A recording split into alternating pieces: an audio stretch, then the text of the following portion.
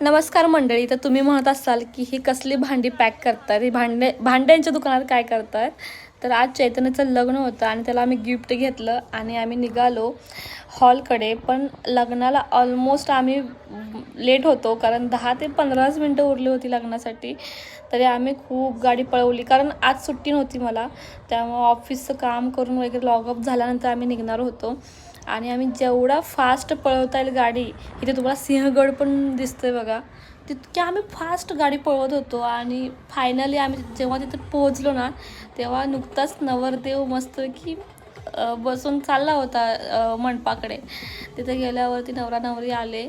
नंतर लग्न मस्त व्यवस्थित पार पडलं. आम्हाला वाटलं नव्हतं लवकर लग्न भेटेल, कारण पावसाचं वातावरण होतं आणि त्यामुळे लग्न थोडंसं लेट झालं होतं. पण ठीक आहे, आम्हाला तिथे गेल्यावरती समजलं की अजून लग्न म्हणजे आज झालंच नाही आहे, त्यामुळं अक्षता पडल्या नाही आहेत. त्यामुळे खूप छान झालं, आम्हाला शेवटी लग्न भेटलं.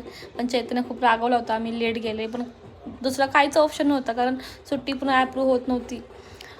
पण आम्ही खूप छान लग्न अटेंड केलं आणि नंतर आम्ही घरी निघालो.